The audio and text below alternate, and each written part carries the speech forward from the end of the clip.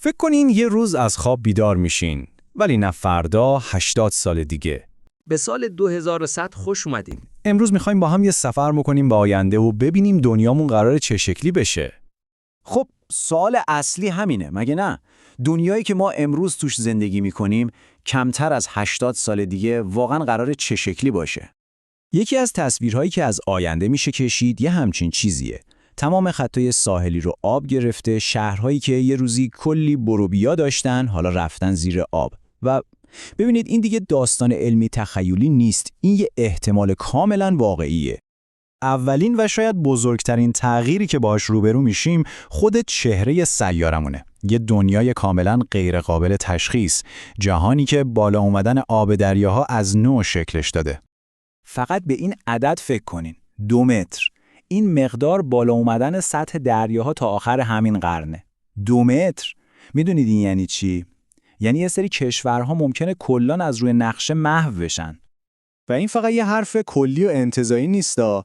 داریم در مورد شهرهای واقعی حرف میزنیم. شهرهایی مثل نیویورک، میامی، شانگهای، بمبئی، یعنی مراکز بزرگ تمدن که ممکنه خیلی راحت غیبشون بزنه زیر آب.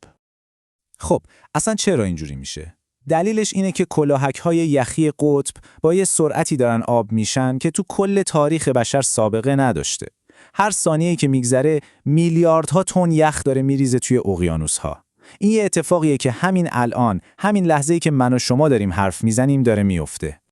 ولی صبر کنید، بالا اومدن آب فقط یه قسمت از این داستانه. یه داستان بزرگتر به اسم فروپاشی بزرگ. سیاره ما قراره همزمان هم توی آب غرق بشه و هم توی آتیش بسوزه. و این بحران یه نابرابری خیلی بیرحمانه رو هم نشون میده. یعنی چی؟ یعنی در حالی که یه عده دارن غرق میشن، یه عده دیگه دارن از گرمای وحشتناک میسوزن. انگار زمین قراره به 2 تا دنیای کاملا جدا تقسیم بشه. دنیای اونایی که غرق شدن و دنیای اونایی که سوختن. و این تازه اولشه. اثراتش مثل دومینو پشت سر هم میان.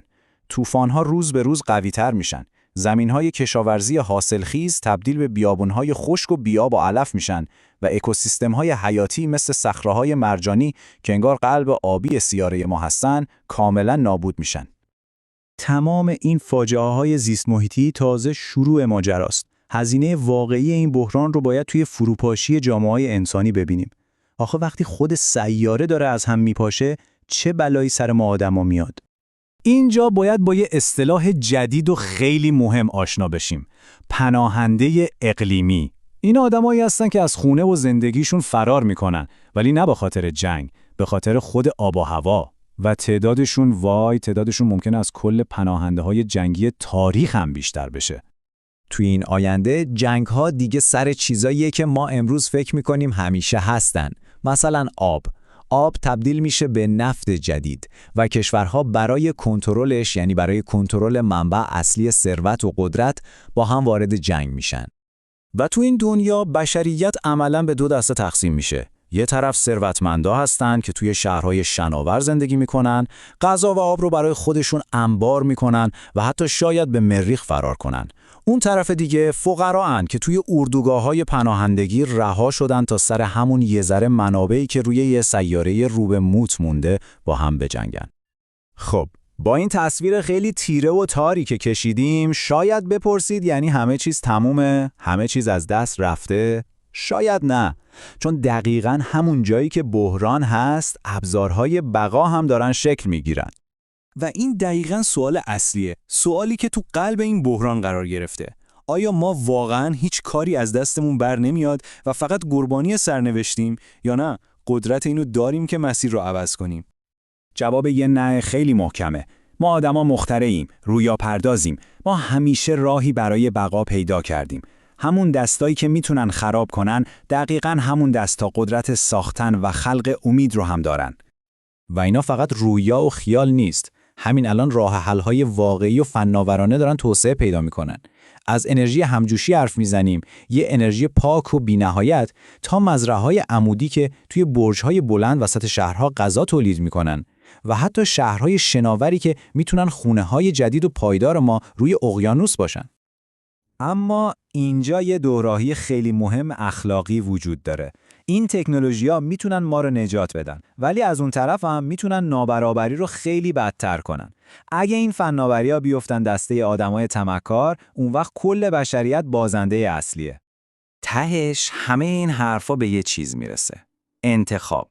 ما جلوی بزرگترین آزمون تاریخ ایستادیم و این ماییم که باید انتخاب کنیم.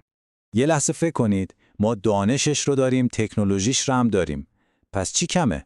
اون قطعه گمشده پازل چیه؟ اراده.